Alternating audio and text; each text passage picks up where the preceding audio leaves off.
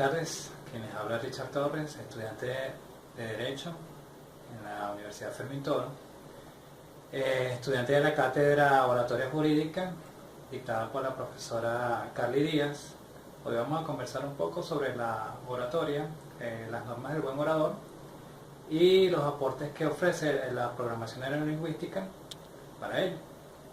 Primero vamos a definir qué es lo que es la programación neurolingüística. La programación neurolingüística es una nueva tendencia que existe en la actualidad en cuanto a al modelaje de la personalidad de los individuos.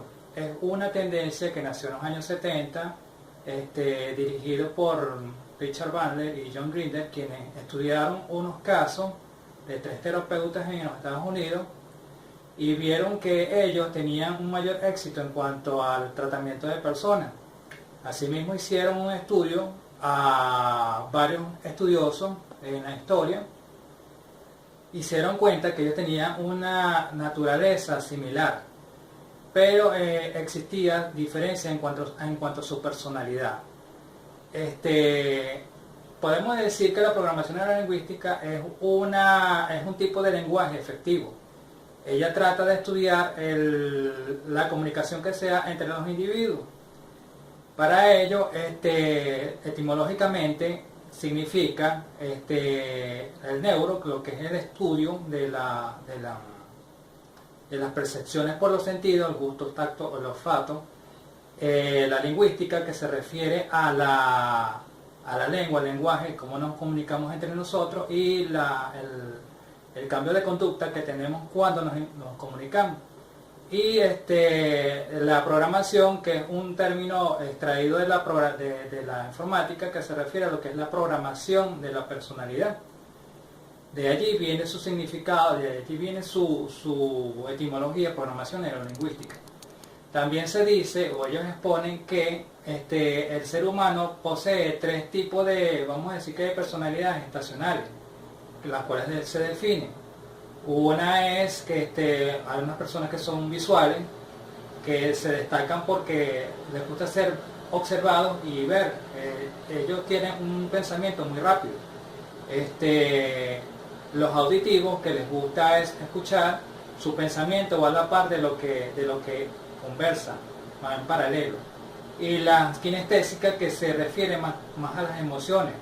Ellos su pensamiento se arraiga más en lo que es los sentimientos y las sensaciones que sientan en ese momento. Ahora bien, ¿qué ventajas ofrece la programación neurolingüística a un buen orador? Primero tenemos que definir qué pautas siguen o qué pautas deben seguir un buen orador. Primero hay que estudiar lo que es la apariencia personal y lo que es la actitud emocional del orador. En este sentido, que tenemos que la apariencia personal no se refiere a que una persona sea hermosa, sino sencillamente a unas pautas que debe seguir para poderse dirigir a un público. Entre estas tenemos lo que es el aseo personal. Una persona, un buen orador, tiene que destacarse por su buen aseo, su presencia. Tiene que ser una persona que por lo menos se peine, sea agradable a la vista de su público. Lo que es el vestido, se refiere a lo que es la vestimenta del orador. Esta tiene que ser de acuerdo a la ocasión en la que va a exponer. Una persona que vaya a dar un discurso ante un público, vamos a decir que bastante culto, debe ir de manera formal. Ahora, si es un tipo de tema que se va a tratar de manera ligera, puede ser más informal.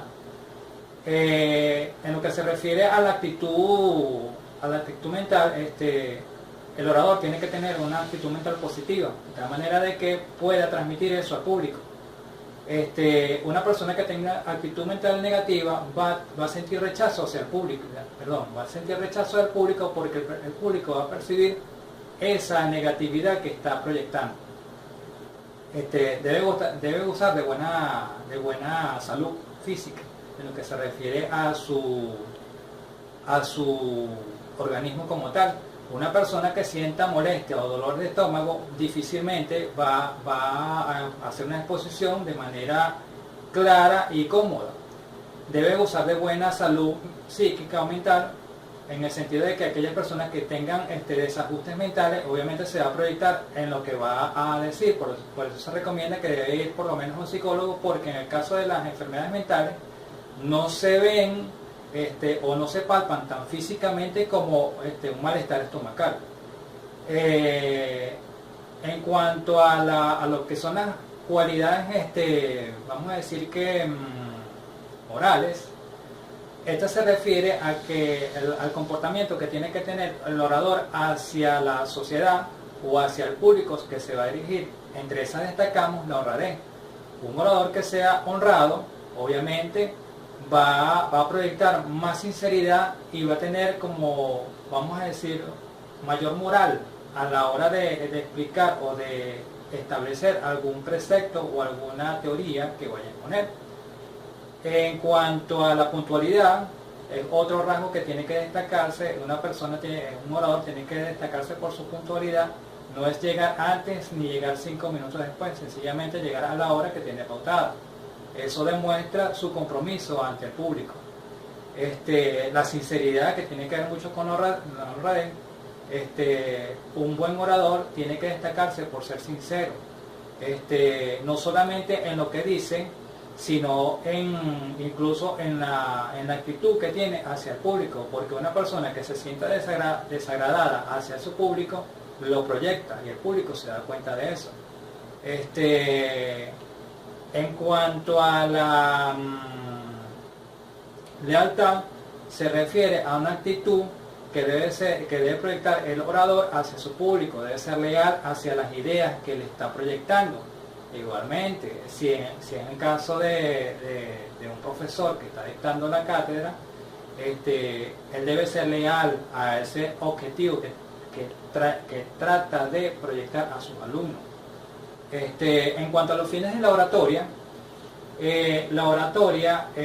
tiene 4 fines o 4 propósitos, las cuales son persuadir, que esta no es más que arraigar ideas en su público de tal manera que el público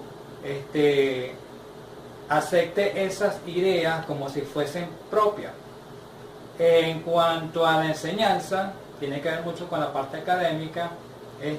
La oratoria permite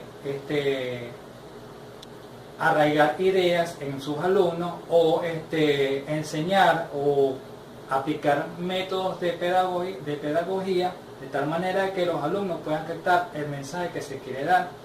Juega mucho con la inteligencia de lo que es el público. Lo que es las emociones tiene que ver mucho con la inteligencia emocional. Un buen orador se caracteriza por proyectar esos sentimientos en la oratoria, de tal manera que el público sienta lo que él está sintiendo cuando transmite ese mensaje. Y el agradar, por supuesto, tiene que ver con la belleza del mensaje de lo que trata de transmitir, de tal manera que el público se sienta a gusto con el mensaje que está proyectando. Ahora bien, ¿de qué me sirve tener todas estas técnicas o todas estas pautas para un buen abogado? En el caso del abogado tenemos que redefinir lo que es su actuación ante la sociedad. Un buen abogado se tiene que caracterizar por ser un buen líder, y para ser un buen líder tiene que tener una buena oratoria, de tal manera que cuando va a representar a alguien en un juicio tiene que tener buena dicción, tiene que tener seguridad en lo que dice, y obviamente poder